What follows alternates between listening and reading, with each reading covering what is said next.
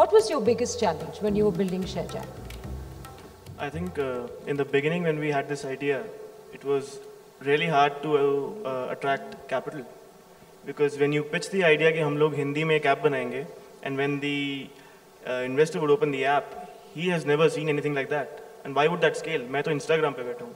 I see beautiful things.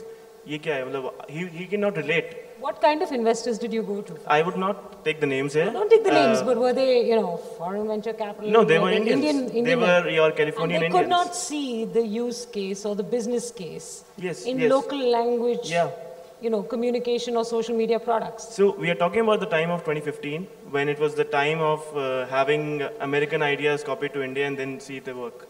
That was the time when there was a rage in capital investment. And when you have so fancy ideas and you go and show an app which gives you joke in Hindi, people don't take it seriously. But you are funded, right? But we had few investors. India Cushion was our first investor. Few people really had the vision that this can scale up and grow really big. And those were the people who backed us. But a lot of people were really skeptic how this will pan out. And I think a big enabler was Jio.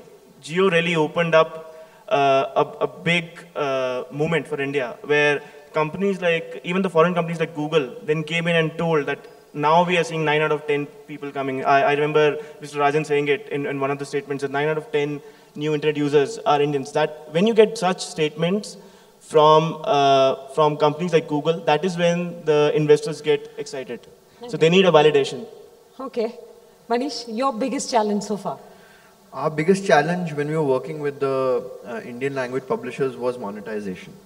Okay. They could create content in Telugu, they could create content in Tamil, they had a captive user base which was coming only to them directly to read up on those news or whatever they were writing there, but they were struggling with monetizing it. And because they could not monetize it, they could not scale it.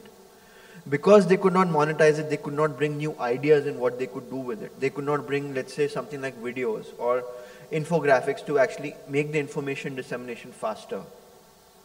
And where we saw the entire needle turn for us was when Google actually went ahead and started to increase the number of languages, Indian languages, which could be monetized. For a long time, we were struggling with that.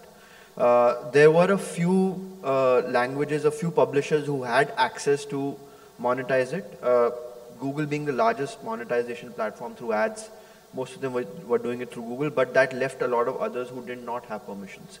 So I think there are 4 Indian languages which now can be monetized directly with Google. So Hindi, Bengali, Tamil and Telugu, and I think there should be more on the pipeline.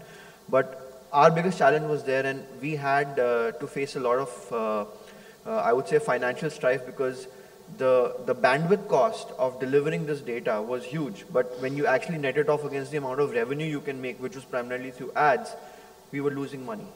So we kind of, managed to keep things afloat. We are bootstrapped. We've been bootstrapped ever since we started to kind of keep this going all through. And now finally, I think there is hope.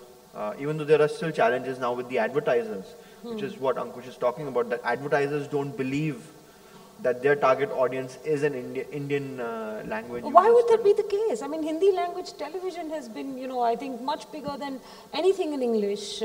Entertainment, news, all of that has always been larger. So where are you struggling with getting advertisers to buy into your, business model or your prospects? I'll ask Ankush to probably take that first, and then I can give my view on that. Quick short answers, because I also want to get the challenges. Sure. As you said, if you take the top 10 TV channels, they're all non-English. If you take the top 10 newspapers, on the number 7 you have TUI, except that all is non-English. Yeah. But when you go and attract brands, so who would be the brands who would want to target this? They would be Patanjali, they would be your Nirmas and all of that.